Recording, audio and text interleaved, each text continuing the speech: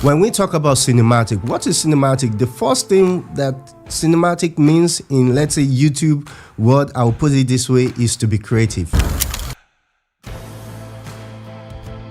The first thing we want to do is to establish a shot. So that's when I will just film the blue sky just to establish my shot, because the reason why I establish it with a blue sky is also because I think it's one of the most simplest way to introduce something, and you can slowly transition into the other thing.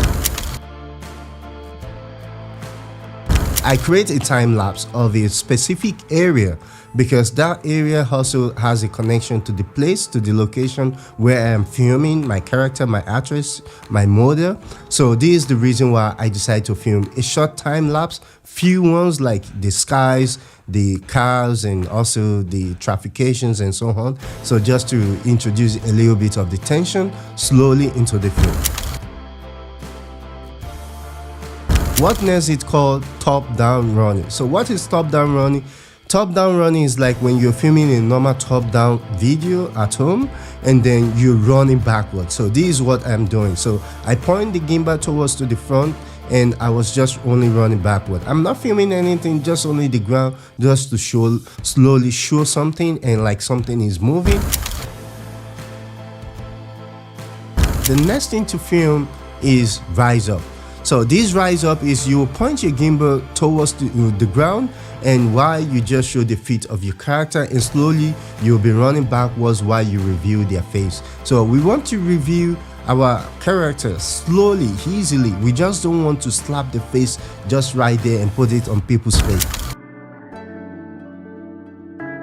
To make the rise up really work properly, we want to film the feet of the, let's say, the person, the character, because you still don't want to show the face really instantly, and this is how you hook person or you hook the audience. This is called downside running. So downside running is like you point the gimbal also to the ground. This time you're not rising it up, you're just running the same speed with your character and with your model. So the side tracking is we will be running the same space at the same time with the model, like from side to side.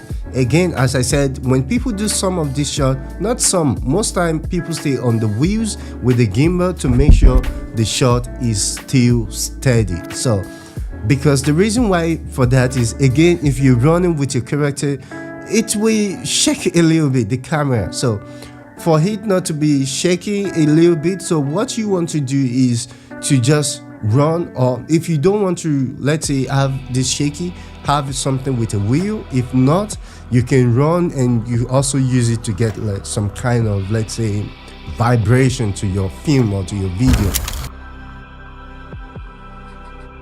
We want to use, let's say, foot transition.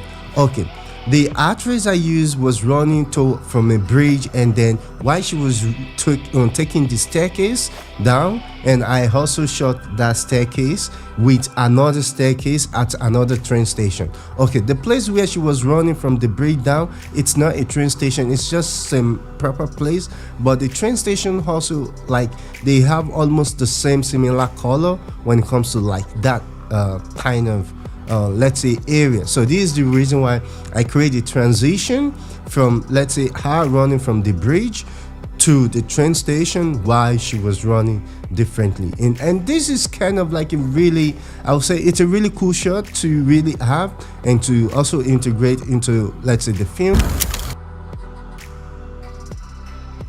So another gimbal movement I would like to talk about is the orbit. The orbit tracking is like, as I sit down here right now, something should be turning around me in circle.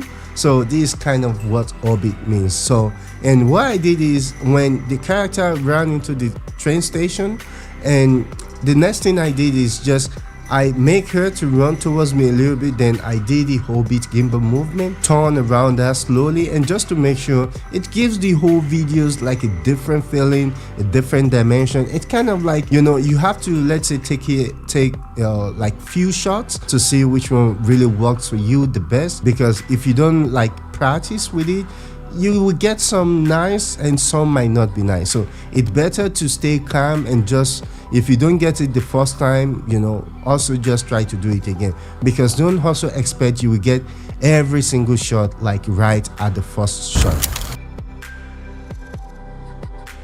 The side tracking with POV mode.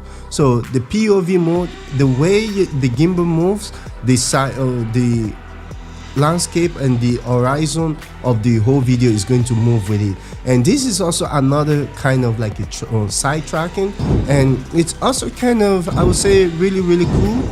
And because if you put it in this POV mode, like you put your gimbal on a POV mode and then you're side tracking a person with it, if the person goes down, the gimbal will goes down with them. It shifts everything. So this is also another kind of effect I used while she was running in the train station, because when she missed the train, and this is what we need to do just to come up with the idea of, okay, she missed the train, and we use that side track to just capture that part. So this is also another really cool gimbal movement, because you just only have to stay on the side, and there'll be you will be here and she will be on the other side, and then you can sidetrack with the POV mode.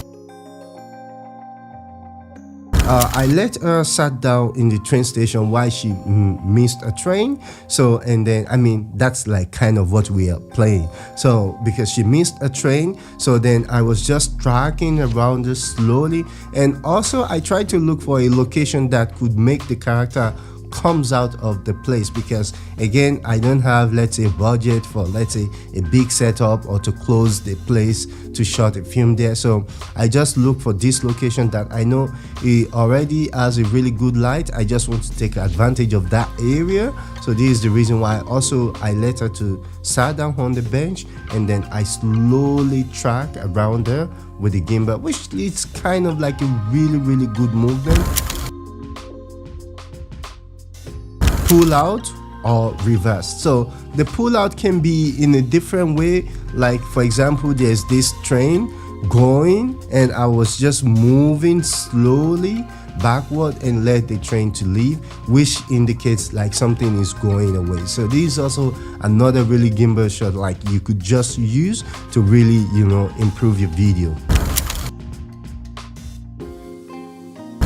So now another cool shot is called reverse. Reverse is, she's just, let's say, coming towards me and I am walking backwards. So we are moving in the same direction at the same time, which is kind of, I would say, really cool shot, because if you get this right and wherever what you do, people could understand, let's say, if this person is going from one place to another or walking out of one room to another room, you have to be creative. This is what I want to say. What we're going to do is I'll put everything together and we'll see what it looks like. And this is what you will get when you put all these cinematic gimbal movement together and you get this video. Tension's building all around, you can feel it in the air. It's more than a feeling, a new reality everywhere. I look and see the signs of the times. Yeah, it's coming, but they're all in denial.